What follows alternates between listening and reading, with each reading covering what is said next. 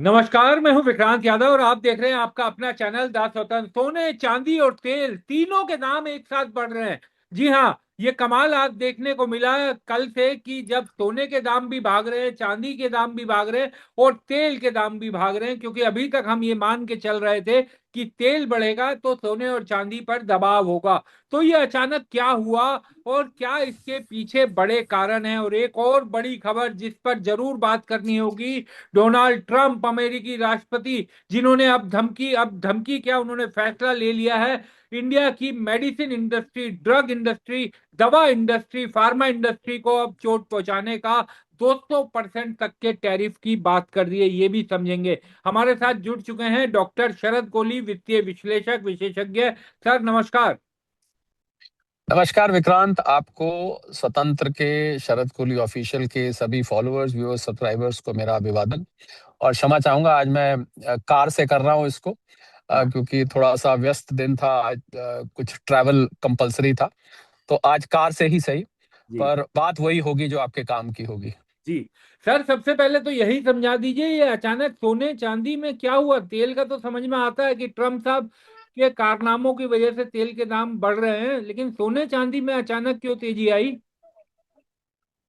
विक्रांत, आपको याद होगा, आज से कुछ हफ्ते पहले, शायद 2 महीने पहले, मुझे अंदाजे से बता रहा हूँ, आपने और जी। हमने एक डिस्कशन किया था। अपने आप वीडियो हिस्ट्री में निकाल के देख सकते हैं, हाँ। जहां मैंने ये बात बोली थी। अब मैं बोलूंगा तो आपको याद आएगी हाँ। कि क्या सोना चांदी कभी इस रिश्तेदारी को, डॉलर इंडेक्स और बॉन्ड यील्ड की रिश्तेदारी को कभी तोड़ के बाहर आ सकता है। आपको याद आ रही होगी बात, ही बिल्कुल मैंने याद बोली आ थी। रही है सर, और आपने और कहा था कि ऐसा होगा। कभी ना कभी, हाँ। हाँ, कि कभी ना कभी ये रिश्तेदारी को तोड़ेगा। हाँ। तो मैं ये तो नहीं कहता कि तोड़ दिया है, हम्म। क्योंकि अभी जो पर हाँ, डॉलर इंडेक्स जब 101 से बहुत ऊपर बनी हुई है हम्म। और बॉन्ड यील्ड 4.6 से ऊपर बनी हुई है, क्रूड ऑयल के दाम जो है वो 92 से ऊपर चल रहे हैं। हाँ। ऐसे में तो सोने चांदी के लिए पिछले कुछ हफ्तों की हम रिश्तेदारी निभाता था। जो सोना चांदी, सोने की बात करते हैं, चांदी साथ साथ चल रही है, तो उस हिसाब से तो सोने को गिरकर इस समय $3800 आ जाना चाहिए था, हाँ। $3900 आ जाना चाहिए था। भारतीय रुपयों में 1,40,000 रुपए प्रति 10 ग्राम से नीचे आ जाना चाहिए था। पर ये क्या हुआ? हाँ। तो ये तो होना ही था। हम्म। पर अभी हम देखिए, मैं ये नहीं कहता कि ये होना ही था तो ये अब हमेशा के लिए हो गया है, कि उसने अब डॉलर इंडेक्स को और बॉन्ड यील्ड को देखना छोड़ दिया है। अभी हम ये नहीं कहते, इसके पीछे कुछ कारण है, हम वो देख लेते हैं। जी। कल मैंने, आप शायद व्यस्त थे, शरद कोहली ऑफिशियल चैनल पर एक वीडियो डाला था।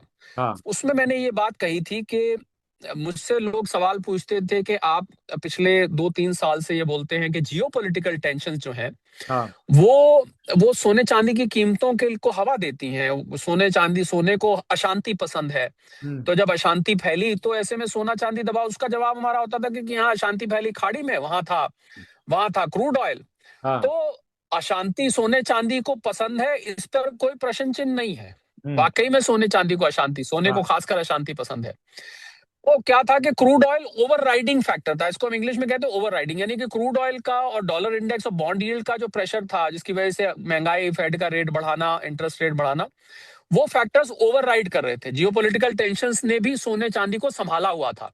हाँ। तो अब जब जियोपॉलिटिकल टेंशंस बढ़ रही हैं, तो हम्म। वो भी सोने चांदी की कीमतों को ठहराने में मदद कर रही है, क्योंकि सेफ हेवन इन्वेस्टमेंट का इसका जो पूरा अपना कैरेक्टर है, हम्म। वो एकदम निखर के सामने आ जाता है। ऐसे में लोग हेज के लिए लेते हैं कि युद्ध की परिस्थिति, और बहुत सारे तो जो जियोपॉलिटिकल एक्सपर्ट्स हैं, मैं भी जियोपॉलिटिक्स पे बहुत बोलता हूँ, हाँ वो बिल्कुल। ये भी कह रहे हैं कि ये विश्व युद्ध का हाँ। एक एक प्लेटफॉर्म तैयार हो रहा है यहाँ से। हम्म। क्योंकि जॉर्डन, अमान, कुवैत, इधर सऊदी अरेबिया और हूथियों के बीच में पंगा शुरू हो गया है। उधर चाइना और फिलीपींस में टेंशन हो गई है। चाइना ने फिलीपींस की कुछ शिप्स के साथ, वेसल्स के साथ छेड़ाखानी करी, उनको धक्का दिया, इंटरवीन करने की कोशिश करी। चाइना जापान की टेंशन है। अफगानिस्तान पाकिस्तान बीच बीच में भड़क उठता है, एकदम से हमले शुरू हो जाते हैं। तो कुल रशिया यूक्रेन पहले ही चल रहा है, उधर यूरोप में टेंशन है। तो ऐसा लग रहा है कि जब विश्व युद्ध की आहट सुनाई देती है, तो ये सोने को हवा देती है। हम्म। पहला कारण तो यह है कि जियोपॉलिटिकल टेंशन बढ़ी है, हम्म। क्योंकि अब ये फुल फ्लेश्ड वॉर हो गया है। अब ये पूरा हमला हो गया है, पावर पे, ब्रिजेस पर, सिविल इंफ्रास्ट्रक्चर को अब हिट करना शुरू कर दिया है। न्यूक्लियर का खतरा बन गया है, रेडिएशन का, अगर न्यूक्लियर प्लांट के ऊपर हिट कर दिया अमेरिका ने, तो अब मतलब इसको बोलते हैं all is fair in love and war. हाँ अब ये वो हो गया है कि अब तो भाई हम तो पूरी लड़ाई है, अब तो इसको जहां मारेंगे, जहां हमें मौका मिलेगा हम मारेंगे, सीधी सी बात है। उधर उधर ईरान ने बहुत डैमेज करनी अमेरिकन बेसिस पे शुरू कर दिया, जॉर्डन पे बहुत भयंकर नुकसान हुआ है, बहरीन में, कुवैत में बहुत बुरी हालत है इस समय। अगर आप जमीनी तौर पे, क्योंकि होता क्या है कि जो युद्ध वाले इलाके होते हैं वहां से जर्नलिज्म वहां पर पहुंचता तो है, हाँ। पर उतनी उतनी जर्नलिज्म आप नहीं कर सकते, उतनी रिपोर्टिंग आप सही, आपको निर्भर करना पड़ता है सरकारी एजेंसी जो जानकारी देती है उसके आधार पर। हम्म, और वो जानकारी युद्ध की स्ट्रैटेजी के हिसाब से फिल्टर होके आती है, सीधी सी मैं आपको बात बता रहा हूँ। आपको कभी भी युद्ध की परिस्थिति सच नहीं बताई जाएगी, उसमें उसमें हाँ war of word, war of comments भी साथ में चलते हैं। एक तो युद्ध चल रहा होता है, एक साथ में नैरेटिव्स या कमेंट्स एक दूसरे के ऊपर, हमने तुम्हारा इतना नुकसान पहुंचा दिया, तुम्हारा ये डैमेज कर दिया, हमारा तो कुछ नहीं हुआ। इस प्रकार का लड़ाई में नॉर्मल होता है, पर डैमेज काफी ज्यादा हो रहा है। हम्म, तो और इसमें खतरा ये है कि ये कहाँ जाके रुकेगा, अभी ये कुछ नहीं पता लग रहा है। तो जियोपॉलिटिकल टेंशन ऊपर से क्या है कि 29 जुलाई को कॉमेक्स में एक्सपायरी है मंथली कॉन्ट्रैक्ट की। और पिछले महीने विक्रांत, हाँ बहुत सारे शॉर्ट के कॉन्ट्रैक्ट्स बिल्ड हुए थे। आपको याद होगा सोना चार हाँ। हजार डॉलर के नीचे भी गया था, $4,000 के आसपास भी टिका रहा, बहुत दबाव में रहा सोना। तो जिस महीने दबाव में सोना रहता है, और ये हम्म, यही बात सब चांदी के लिए भी अप्लाई फिलहाल करती है, तो इसलिए मैं खाली सोने का नाम ले रहा हूं। जिस महीने दबाव में सोना रहता है तो वो बताता है कि आपके जो शॉर्ट कॉन्ट्रैक्ट्स हैं कॉमेक्स में, वो शॉर्ट कॉन्ट्रैक्ट्स की मात्रा बढ़ जाती है। हाँ। तो बढ़ी हुई मात्रा अब जैसे जैसे एक्सपायरी नजदीक आती है, आज से कॉमेक्स की एक्सपायरी में एक हफ्ता रह गया, आज हम 22 तारीख को है, दोपहर का समय है, हम्म, और 29 तारीख को एक्सपायरी है। तो वो लोग अब शॉर्ट कवरिंग अपनी कर रहे हैं। तो शॉर्ट कवरिंग करने का मतलब होता है कि आपने बिकवाली के कॉन्ट्रैक्ट को एक खरीद के कॉन्ट्रैक्ट से कैंसल आउट किया, हम्म, तो खरीद बढ़ जाती है वहां पर। तो खरीद बढ़ने से कुछ आपको वो असर दिखाई दिया है। दूसरा, सेंट्रल बैंक्स की बाइंग निरंतर जारी है। और आपको एक जरूरी बात मैं बताऊं जी। कि जो मुझे कल मेरी एक बड़ी अंतरराष्ट्रीय एजेंसी, जेपी मॉर्गन की टक्कर की एजेंसी है, उनसे बात हो रही थी। हाँ उन्होंने मुझे बताया कि कभी भी आपको सेंट्रल बैंक की बाइंग रियल टाइम में नहीं पता लगेगी। हाँ यानी कि मतलब आज बाइंग कर रहे हैं तो आज आपको पीपल्स बैंक ऑफ चाइना बता दे, आपको कुछ दिनों बाद पता लगती है वो, हाँ। हमेशा। जी। तो सेंट्रल बैंक्स की बाइंग भी बदस्तूर जारी है। दूसरा, मुझे लगता है सोने चांदी के जो बड़े ट्रेडर्स हैं, तो ये अब धीरे धीरे ये डॉलर इंडेक्स और बॉन्ड यील्ड्स के इम्यून होते जाएंगे। हाँ और एक और कारण, जी। जब जब आपको डॉलर के फॉरवर्ड कॉन्ट्रैक्ट्स कम होते दिखेंगे, हाँ। हालांकि डॉलर मजबूत है क्योंकि डॉलर इंडेक्स हाई है, हम्म, पर हो सकता है वहां पर लॉन्ग बिल्डअप इतने ना हो। और एक और बड़ा कारण, हम्म, इस बार कॉमेक्स में करीब 7,000 हाँ लॉन्ग के कॉन्ट्रैक्ट्स फालतू बने हैं। पोजीशन बदल सकती है, एकदम से कुछ भी हो सकता है, तो सडनली ये बोली हुई फिगर्स आउटडेट हो सकती हैं। पर हाँ इस समय लगभग 4,120 के आसपास हम खड़े हुए हैं, और $100 का एकदम से उछाल आया है। अब $100 का उछाल कोई बहुत बड़ा उछाल नहीं है, हाँ बिल्कुल। जितनी गिरी है उसको देखते हुए। 1,44,45 हजार के आसपास है प्रति 10 ग्राम हम बात करें, का 1,41 के आसपास थे। पर ज्यादा जरूरी बात इसमें यह है कि उछाल आया है, पर हाँ उछाल ऐसे में आया है जब जो इसके साथ जो इसके रिश्तेदार थे, बने हुए थे हाँ रिश्तेदार कुछ समय के लिए, वो रिश्तेदार इसको इसको गिराने को कह रहे हैं, और रिश्तेदारों की बात बिना सुने आया है। ये ज्यादा जरूरी बात है हाँ कि डॉलर इंडेक्स बढ़ने के बावजूद, क्रूड ऑयल बढ़ने के बावजूद और बॉन्ड यील्ड्स बढ़ने के बावजूद ये उछाल आया है। तो ये इस बात का कहीं एक सूचक है। मैं ये नहीं कहता कि मामला सब बदल गया है, अब यहाँ हाँ से हम कोई इसको सुन के डाल दे थंबनेल के भाई अब सोने ने बदली चाल, ये वो, ऐसा मैं अभी कुछ नहीं कहूंगा। क्योंकि पर ये अच्छी बात ये हुई है कि सोने ने उन उन अपने रिलेटिव्स को, उन फैक्टर्स को डिफाई किया है। हम्म, उसको डिफाई करके $100 का उछाल आपको देखने को मिला है। ये मैं समझता हूँ एक राहत देने वाली खबर है। कीमतें कोई खास 1,44,45 के आसपास है, पहले 1,40,41 के आसपास थी, तो बहुत ज्यादा कोई मैजिकल चेंज नहीं है। पर हाँ। ये थोड़ी सी मुझे लगता है कहीं रिलीफ इस बात को देख के मिलती है। सर भारतीय मुद्रा में बात करें तो चांदी में भी करीब करीब 5 से 1 हजार रुपए की बढ़त, और सोने और चांदी का दोनों में बिल्कुल। ये बड़ी बात तो ये है ना कि ऐसे माहौल में जब तेल भी बढ़ रहा है, डॉलर इंडेक्स भी बढ़ा हुआ है, वैसे में सोना और चांदी अचानक से बढ़ना, तो ये माना जाए सर कि अब जो है जिस तरीके का जो माहौल है ये बड़ा इस तरीके का वोलेटाइल हो गया है कि अब कुछ भी सर्टेन नहीं कहा जा सकता कि दाम बढ़ेंगे तेल के, डॉलर इंडेक्स बढ़ेगा तो सोना चांदी डाउन रहेगा। कभी भी अप डाउन हो सकता है, यानी कारण जो माने जाते थे उनसे अलग अब दिखाई दे सकता है। अभी थोड़ा जल्दी होगा विक्रांत ये मानना, हाँ। कि ये रिश्ता, सोना कहे कि रिश्ता तोड़ दिया मैंने हाँ। डॉलर इंडेक्स से और बॉन्ड यील्ड से। अभी थोड़ा सा जल्दी होगा, मुझे हम्म, लगता है। ये चीज जब 2-3 बार रिपीट होगी, हाँ। 2 से 3 बार, यानी कि फिर कच्चा तेल मान लीजिए 92 से 94 जाता है, 95 जाता है, 100 की तरफ जाता है, हाँ। बॉन्ड यील्ड्स 102 पार कर जाती हैं, हम्म, और क्षमा करें 4.775 कर जाती है, डॉलर इंडेक्स 102 चली जाती है, हाँ। फिर भी सोना 50-100 डॉलर ऊपर जाता है, और ऐसा 2-3 बार होता है, हाँ। तब मैं यकीनी तौर पे कह पाऊंगा कि हाँ, आज से हम आपके हैं कौन। सोना कहेगा, किसको कहेगा? हाँ। सोना कहेगा डॉलर इंडेक्स को और बॉन्ड यील्ड को, हम आपके हैं कौन, तुम भैया अपना रास्ता नापो, हाँ। और हमने जहाँ जाना है हम अपना रास्ता नापते हैं। हम कहाँ तुम्हारे पीछे पीछे, तुम ऊपर जाते थे तो हम नीचे जाते थे, तुम नीचे जाते थे तुम ऊपर जाते थे, ये अपना रास्ता तो अभी नहीं, अभी हाँ। जल्दी होगी। जैसा मैंने कहा, एक हल्की सी राहत की सांस मिली है, जो सोना गिरफ्त में था, हाँ। पकड़ में था, हाँ। डॉलर इंडेक्स और बॉन्ड यील्ड की। और सर एक और वजह हो सकती है, जी। एक और वजह, क्षमा करें विक्रांत, जी। जी। कि 28-29 जुलाई को जो मीटिंग है फेड की, हाँ। तो एक अमेरिका में एक सर्कल है, मेरी कल न्यूयॉर्क में बात हो रही थी, हाँ।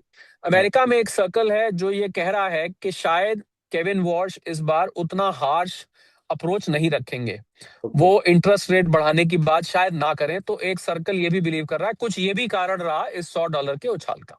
हाँ। सर डोनाल्ड ट्रंप क्या चाहते हैं सर? फार्मा इंडस्ट्री को लेकर के तो बड़ी घोषणा कर दी है, और जिस तरीके से बात की जा रही है तो बड़ी दिक्कत दिखाई दे रही है सामने। देखिए, डोनाल्ड टैरिफ साहब, क्षमा करें, डोनाल्ड हाँ। ट्रंप साहब, तो डोनाल्ड ट्रंप साहब पिछला पूरा 2025 टैरिफ टैरिफ खेलते रहे, ठीक हाँ। है। और अब 24 जुलाई को, विक्रांत, जो उन्होंने ये बेसलाइन टैरिफ 10% लगाया था, वो 150 दिन के लिए लगाया था। हाँ। वो 150 दिन पूरे हो रहे हैं 24 जुलाई को। हाँ। तो अब उनको टैरिफ का ये सारा का सारा अपना खेल वापस लाना पड़ रहा है, क्योंकि 24 जुलाई के बाद वो ये टैरिफ बिना कांग्रेस की अप्रूवल के नहीं लगा पाएंगे, हाँ। और कांग्रेस का अप्रूवल मिलना अब उतना आसान वहां नहीं लग रहा है। हाँ। तो इसलिए अब उन्होंने ये सेक्शन 301 में, सेक्शन 232 में और सेक्शंस में टैरिफ, अभी कनाडा के ऊपर उन्होंने टैरिफ लगा दिया है, जबकि कनाडा उनका दूसरा सबसे बड़ा ट्रेड पार्टनर है। हम्म, 700 बिलियन चाइना के साथ, सॉरी, कनाडा के साथ द्विपक्षीय व्यापार होता है। सबसे हाँ। बड़ा उनका ट्रेड पार्टनर, जो लोग जानना चाहते हैं, मेक्सिको है। हाँ। मेक्सिको के साथ 800 बिलियन डॉलर से भी ज्यादा का द्विपक्षीय व्यापार किया जाता है। हम्म। तीसरे नंबर पर चाइना है, भारत तो बहुत नीचे गिनती में आता है, भारत के साथ 100-125 बिलियन डॉलर के आसपास का है।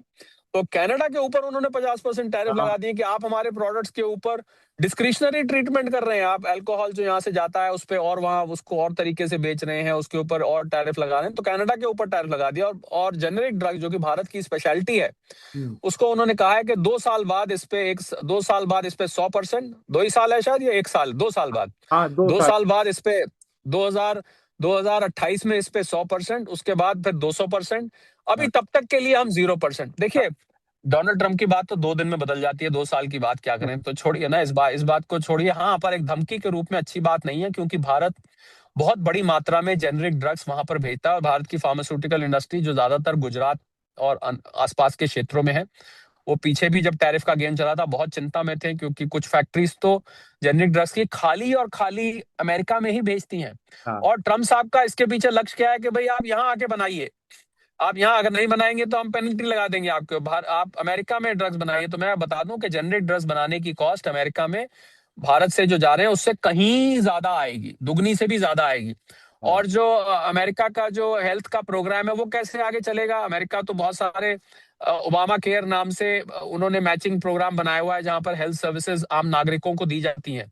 हम्म। उनके लिए सर्विसेज महंगी हो जाएगी, अमेरिका के लिए खुद के लिए महंगा हो जाएगा टैरिफ लगाना। ट्रम्प साहब बोल तो देते हैं, हम्म। पर ये नहीं सोचते ये तो उनकी सरकार के लिए महंगा हो जाएगा, क्योंकि वो जेनरिक ड्रग्स जो है वो हम्म, हेल्थ केयर प्रोग्राम के अंतर्गत सरकार बांटती है, तो बिल्कुल। सरकार का ही खर्च बढ़ जाएगा इससे। तो हाँ। अभी 2 साल बाद की बात कर रहे हैं, और 2 साल में तो 730 दिन होते हैं, विक्रांत, हाँ। इतने में वो 1460 बार तो डिसीजन बदल लेते हैं, छोड़िए ना 2 साल बाद की बात को। हाँ। ये बात तो आपने ठीक बोली सर कि 2 साल बाद तो ट्रम्प साहब क्या करेंगे क्या नहीं करेंगे। लेकिन सर अब तेल के जो बढ़ते दाम है, ये अब चिंता की बात होती जा रही है भारत के परिप्रेक्ष्य में भी देखें तो। बिल्कुल, $92 पार करना, मुझे लग रहा है oil marketing companies, petroleum ministry की चिंता बढ़ाएगा। हम्म, और यहाँ से हम उस लेवल पर अब पहुंच रहे हैं, विक्रांत, हाँ। जहां पर अब फिर एक बार पेट्रोल और डीजल की कीमतें बढ़ने के लिए ये हम्म। ऑयल मार्केटिंग कंपनीज के दिमाग में फतूर चलने लग गया होगा। कहाँ हम्म। हम इनको वापस ₹7.5 कम कराने की बात कर रहे थे, और कहाँ ये अब फिर उस तरफ चल पड़े हैं जहां से पेट्रोल और डीजल के दाम अब और ज्यादा बढ़ने की संभावना खड़ी हो सकती है। ये जो सऊदी अरेबिया का तेल बंद कर दिया है हूथियों ने यमन में, उस हाँ। कारण से हुआ है। और जो ये ईरान में युद्ध इंटेंसिफाई हो गया है, उस कारण से ये हुआ है। तेल की उपलब्धि, तेल के ऊपर जो सट्टेबाजी होती है, उस सब में तेजी आई है, लॉन्ग कॉन्ट्रैक्ट खड़े हो रहे हैं। और जो देश जापान है, कोरिया है, वियतनाम है, चाइना है, ये देश जो कि आयात पर निर्भर है, उनके लिए बहुत बड़ी भारत उसमें है, सरदर्दी बन गई है। और मुझे लग रहा है खतरे की घंटी है। फिर एक बार महंगाई, जो हम थोड़ी सी कहीं सोच रहे थे कि शायद अगले क्वार्टर में महंगाई जो है वो शांत होनी शुरू हो जाए, पर यहां से मामला फिर एक बार फॉरेन एक्सचेंज की चिंता, फिर हम्म। एक बार प्रधानमंत्री जी की जो उन्होंने मई के पहले हफ्ते में लोगों से अपील करी थी, वो अपील्स का रेलेवेंस एक बार फिर बन जाएगा, क्योंकि कच्चा तेल जब महंगा हो जाएगा तो आपके जो विदेशी मुद्रा भंडार है वो तेजी से खाली होना शुरू हो जाएगा। तो मुझे लगता है मोदी जी की वो अपील्स फिर एक बार कॉन्टेक्स्ट में आ जाएंगी, और सरकार के लिए एक मुश्किल समय फिर से आ रहा है। पहले ही सरकार, ये कॉकरोच जनता पार्टी और ये विपक्ष द्वारा आंदोलन जंतर मंतर, पहले ही इसमें बहुत सोशल मीडिया पर और बहुत जगह चर्चाएं चल रही हैं अलग अलग प्रकार की।